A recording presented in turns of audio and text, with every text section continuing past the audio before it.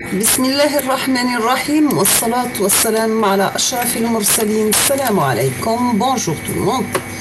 Aujourd'hui, on va voir ensemble le chapitre numéro 1, Introduction au système automatisé. Donc, c'est pour un module d'architecture des systèmes automatisés. On va commencer tout d'abord par une définition d'un système. Donc, c'est quoi un système? Un système, il permet de conférer une valeur ajoutée à un ensemble de matières d'œuvre dans un environnement ou un contexte donné. Donc, vous avez dans la figure numéro 1 la présentation d'un système. Vous avez des entrées, ce qu'on appelle des matières d'œuvre, plus environnement ou contexte. À la sortie de notre système, on obtient des sorties qui sont des matières d'œuvre menues d'une valeur ajoutée.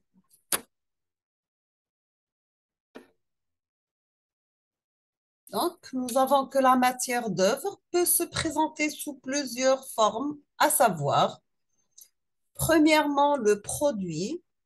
Il peut être sous forme liquide, solide, gazeux, ou bien de forme d'énergie qui peut être une énergie électrique, énergie thermique, énergie mécanique, etc.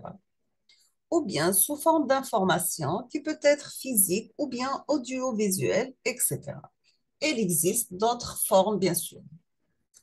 Nous avons que la valeur ajoutée est caractérisée par sa nature, sa quantité et sa qualité. Elle peut être soit une modification physique, ce qu'on appelle une conversion d'énergie ou bien mécanique, etc., ou bien un arrangement particulier sous forme d'un montage, assemblage, etc., ou bien un prélèvement d'informations on peut avoir sous forme de mesure, de contrôle, etc. Maintenant, on passe au environnement ou bien le contexte. C'est quoi? C'est le contexte physique, social, économique, politique, etc. Bien sûr, il joue un rôle essentiel dans le fonctionnement du système. Il va influencer sur la qualité ou bien la quantité de la valeur ajoutée. On passe deuxièmement aux définitions d'un système de production. Nous avons qu'un système de production, c'est un système à caractère industriel possédant les caractéristiques suivantes. Premièrement, par l'obtention de la valeur ajoutée présente un caractère reproductible.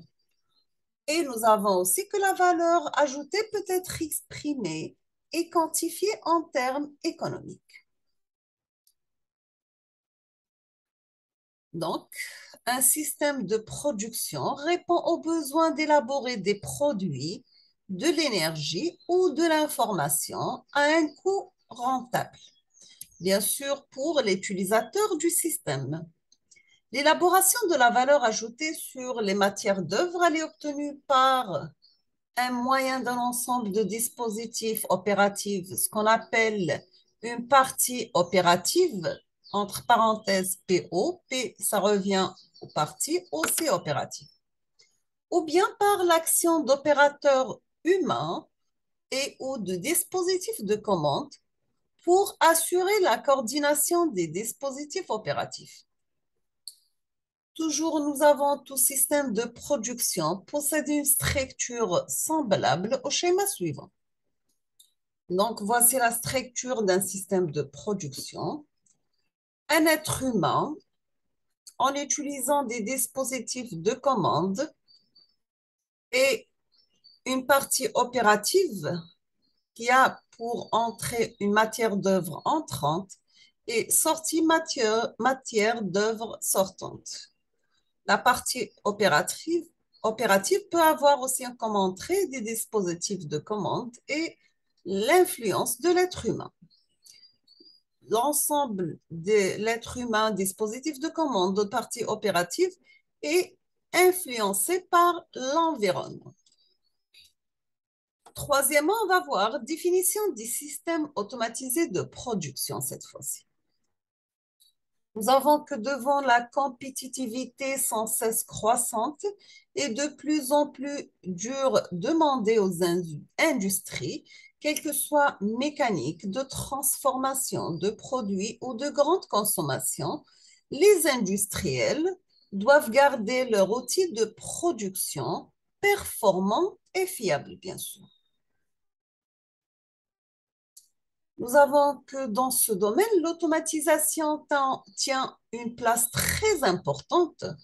Aujourd'hui, il serait difficile de concevoir un système de production sans avoir recours aux différentes technologies et composants, bien sûr, qui forment les systèmes automatisés de production. Il faut cependant noter que les moyens de production, malgré les avantages qu'ils présentent, peuvent engendrer certains inconvénients qu'il ne faut pas négliger. Troisièmement, on passe au mot automatisation. Nous avons que l'automatisation de la production consiste à transférer tout ou partie des tâches de coordination auparavant exécutées par des opérateurs humains dans un ensemble d'objets techniques appelés cette fois-ci la partie commande. Ce n'est pas la partie opératoire. Donc, c'est la partie commande. Quel est le rôle de la partie commande? C'est que la partie commande, elle va mémoriser le savoir-faire des opérateurs pour obtenir la suite des actions à effectuer sur les matières d'œuvre afin d'élaborer la valeur ajoutée. Elle exploite un ensemble d'informations prélevées sur la partie opérative pour élaborer la succession des ordres nécessaires pour obtenir les actions souhaitées. Voici un schéma détaillé pour le principe de l'automatisation.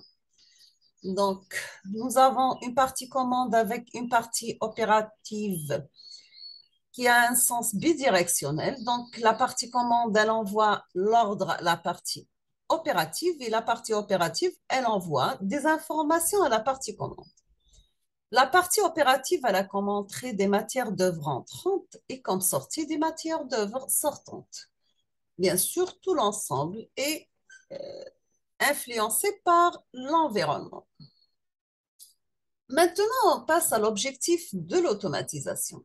Nous avons que l'automatisation, elle permet d'apporter des éléments supplémentaires à la valeur ajoutée. Ces éléments sont exprimables en termes d'objectifs, bien sûr. Premièrement, nous avons la recherche des coûts plus bas pour le produit par la réduction des frais de main-d'œuvre, d'économie d'énergie, d'économie de la matière, etc. Deuxièmement, la recherche d'une meilleure qualité du produit en limitant le facteur humain et multipliant les contrôles automatisés. Nous avons troisièmement aussi que l'amélioration de la flexibilité de la production, plus la suppression des travaux dangereux ou punibles et l'amélioration des conditions de travail. Et on termine avec la réalisation d'opérations impossibles à contrôler manuellement, par exemple des assemblages miniatures, des opérations très rapides et des coordinations complexes. Nous allons voir aussi la conduite et la surveillance d'un système automatisé. Donc, il est difficile dans la pratique d'intégrer dans une partie de commande PC la totalité de savoir-faire humain. En effet, l'automatisation reste souvent partielle, c'est-à-dire certaines tâches restent confiées à des intervenants humains. Ces tâches peuvent être classées en deux catégories, soit par la conduite ou bien la surveillance. On va commencer par la conduite. C'est quoi la conduite? Nous avons que cette catégorie regroupe les opérations de mise en marche du système, d'initialisation, des spécifications de consignes de fonctionnement, etc. Pour la partie surveillance, nous avons que le modèle de fonctionnement de la partie commande choisi par le concepteur correspond à l'ensemble de situations prévues, c'est-à-dire retenues par le concepteur parmi un ensemble de situations possibles. De ce fait, il est indispensable de pouvoir faire face à des situations non prévues, c'est-à-dire non retenues pour des raisons économiques compte tenu de la faible probabilité d'apparition. Bien sûr, à ce niveau, seul l'opérateur est appelé à intervenir et à prendre les décisions requises par cette situation. Bien sûr, donc, il assure une fonction de surveillance. Nous avons quelques remarques à prendre en considération. C'est que le concepteur devra donc, premièrement, fournir à l'intervenant toutes les informations nécessaires à l'analyse de la situation, lui permettre d'agir sur le système.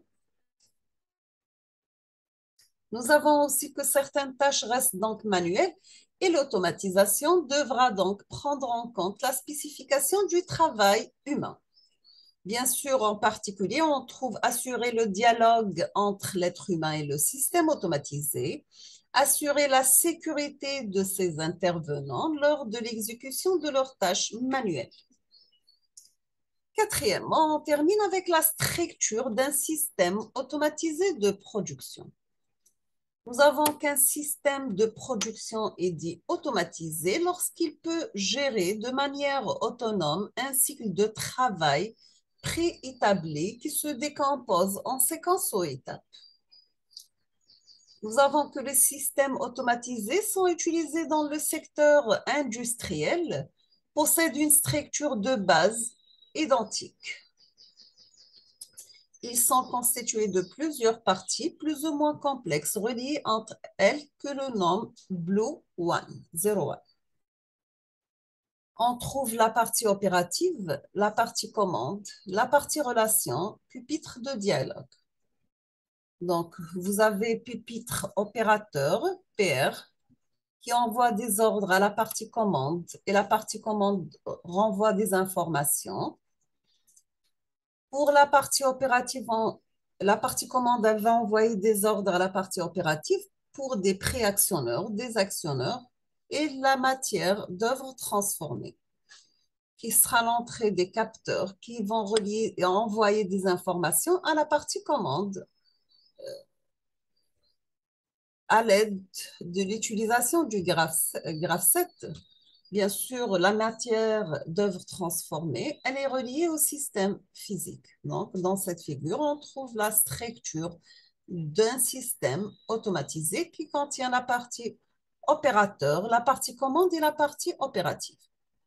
Nous sommes arrivés à la fin de cette vidéo. Je vous remercie infiniment pour votre attention et à la prochaine vidéo, Inch'Allah. Merci beaucoup.